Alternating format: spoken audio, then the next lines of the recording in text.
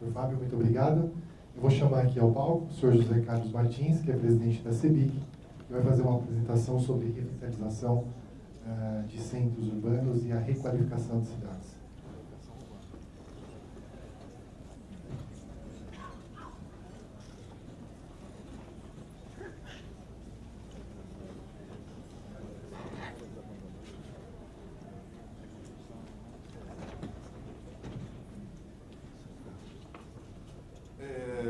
Bom, eu queria falar com vocês de um assunto que me incomoda muito. Tenho certeza que incomoda vocês, e quando ele incomoda, é bom, né? Porque a gente vai em busca de soluções. E esse assunto que nós vamos tocar hoje, que é a requalificação de centros urbanos, afeta a maioria absoluta da população brasileira, e vocês, pensando, refletindo junto conosco aqui, tenho certeza que vocês verão a importância desse assunto hoje no dia a dia das nossas vidas, das nossas cidades. Hoje, o Brasil, aproximadamente 25 maiores centros urbanos do Brasil, nós temos 51 milhões de habitantes. 50 milhões de habitantes vivem nas 25 principais cidades brasileiras. No entanto, como é que estão os centros das nossas metrópoles? Isso é uma imagem comum do centro. Quem de nós consegue andar nesse lugar aí? Quem de nós consegue transitar no centro de São Paulo? Isso é Cracolândia, né? Como é que a gente consegue fazer isso? Isso existe, é real, está ali conosco. Quando você olha, prédios deteriorados, uma série de problemas que existem, que estão no nosso dia a dia. O que nós fizemos? Nos afastamos dos centros urbanos, fomos para mais longe, porque queremos escapar exatamente desse problema que está nos incomodando. Por outro lado, e eu acho que tem o outro lado, esse que é importante, 7,4 milhões de brasileiros, dados do IBGE da semana passada, saem de suas cidades e vão para outras cidades para trabalhar. 7,4 milhões. Ou seja, eu larguei mão do centro urbano e passei a levar as pessoas para longe, e as pessoas todo dia têm que fazer o caminho inverso para cá, para ir fazer o seu trabalho. Eu expando a área urbana, o que acaba acontecendo? Ocupo áreas, ou seja, eu faço campos, coisas bonitas, ou seja, faço uma agressão ao meio ambiente totalmente desnecessária. Por quê? Porque me incomodou ficar no centro da cidade e eu resolvi ir para mais longe. Todos nós sabemos o quanto custa levar infraestrutura para mais longe. Não é isso? Quanto é que custa isso? Temos esse recurso disponível, esse recurso não poderia ser mais bem utilizado? Bem, quando a gente pensa em tudo isso, vem o aspecto da requalificação dos centros urbanos. A requalificação dos centros urbanos, a praça Alcoreto ali pode estar deteriorado, mas ele está lá, a praça está lá, a planificadora está lá, o posto de saúde está lá, o metrô está lá, o transporte urbano está lá. Afinal de contas, toda a estrutura necessária para ser utilizada está à disposição nossa lá. Mas nós somos iguais. Nós vamos lá longe, estamos ocupando novos terrenos, estamos ocupando uma série de outras situações, gastando dinheiro público no aumento do investimento em infraestrutura urbana. Então, a requalificação dos centros urbanos é isso que eu me dispus a tentar conversar com vocês hoje.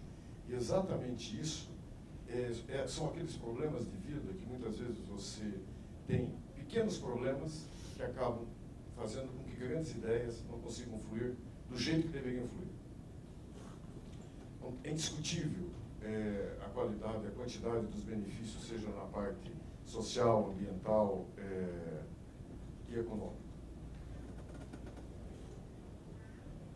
Menor investimento em construção. Pense bem, grande parte já está instalado. Eu já tenho aquele prédio executado.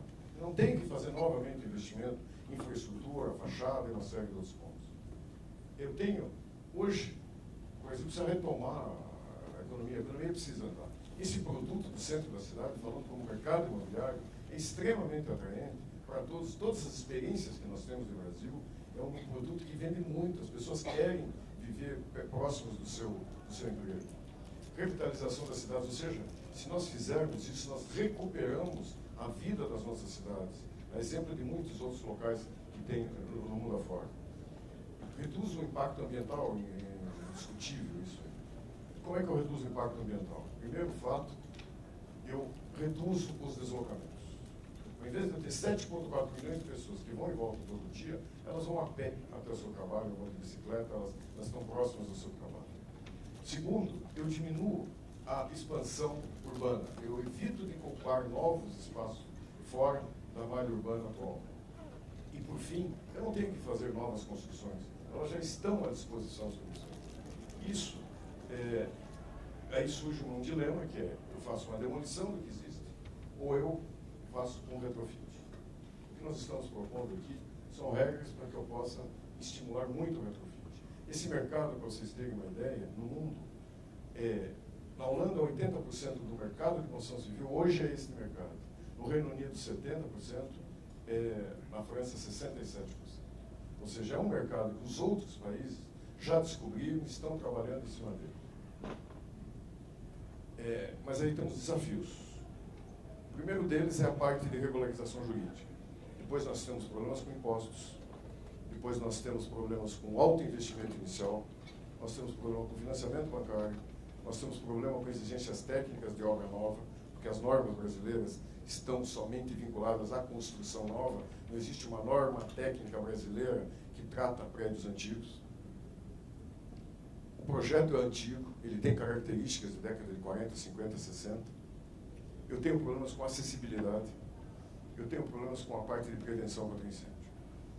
Bem, mas ele é a grande oportunidade na nossa forma de ver as coisas. Eu queria também dar alguns números para vocês do impacto ambiental que eu consigo reduzir. Um edifício de 24 mil metros quadrados, 25 andares aproximadamente, a gente pegou como padrão para fazer uma quantificação.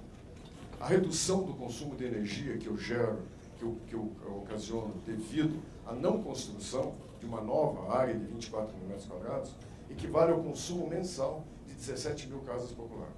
O consumo mensal de energia de 17 mil casas é o que eu economizo simplesmente no revitalizar, requalificar um prédio de 24 mil metros quadrados.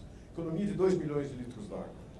Economia que equivale à emissão de CO2 a 1.473 hectares de eucalipto. Ou seja, eu posso deixar de replantar 1.473 hectares de eucalipto se eu fizer uma requalificação do prédio desse. E quando eu estou dando esses números, eu estou dizendo o seguinte: eu utilizo o que existe e refaço aquela parte interna, afinal de contas, eu reconstruo, requalifico esse empreendimento.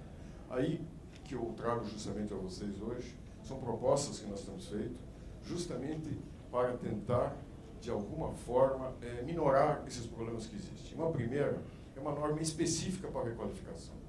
É importante que nós tenhamos uma norma técnica que entenda que aquele prédio existe, ele está ali, é real, eu tenho que tratá-lo como tal, não posso tratá-lo como alguém que nasceu hoje, que está nascendo hoje. O mundo inteiro já fez isso. Nós precisamos também fazer. O plano diretor das cidades tem que prever esse tipo de estímulo, esse tipo de condição da revitalização, da requalificação de todos esses planos.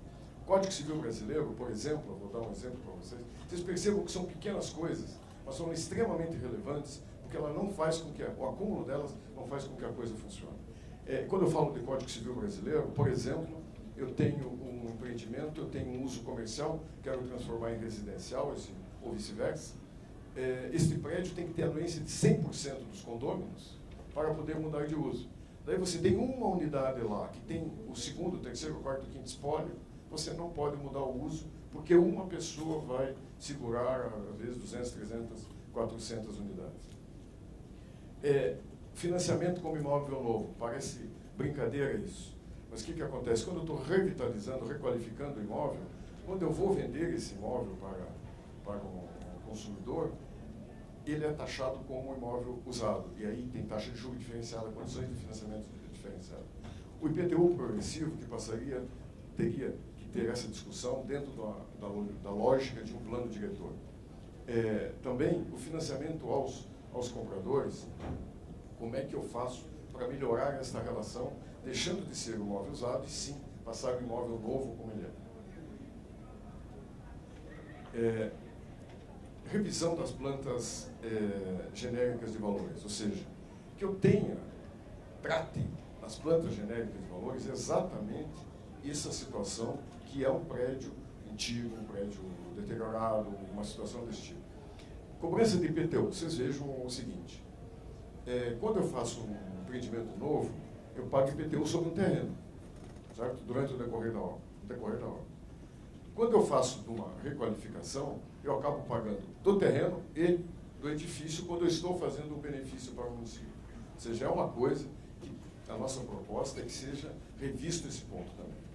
Perdão de débitos tributários. Sabemos a carga que geralmente esses empreendimentos têm de tributos, IPTUs e coisas desse tipo, carregando, mas que jamais serão pagos. Se eu requalifico, ele sim passará a ser pago a partir dali e teremos uma receita para as prefeituras. O uso da outorga onerosa, seja ele gerando ou ele trazendo outorga onerosa, também seria um bom instrumento para a requalificação. Criação de legislação de prevenção e combate a incêndio.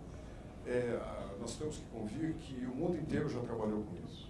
O mundo inteiro já enfrentou esse problema. Falamos ali do percentual do construção civil que equivale hoje a essa parte de requalificação. Então, pensem bem. Você imagine que alguém na França, alguém na Inglaterra, alguém na Holanda esteja, de alguma forma, pondo em risco o cidadão holandês, inglês, francês, duvido. Isso não existe. Certo? Eles, com certeza, adotaram tecnologia adequada para o uso desses empreendimentos. Coisa que nós aqui ficamos limitados a uma regrinha, que é uma regrinha básica, e ela vale para todo mundo. Aquilo que eu falo, não temos essa cultura, nós precisamos readquirir essa cultura. Tem um ponto aqui também que é importante, eu sou um investidor. Para viabilizar esse empreendimento, logicamente eu tenho que diminuir o custo. Quando eu estou fazendo um empreendimento novo, o que é o meu investimento? É no terreno. A partir dali eu pego o financiamento bancário, construo um empreendimento.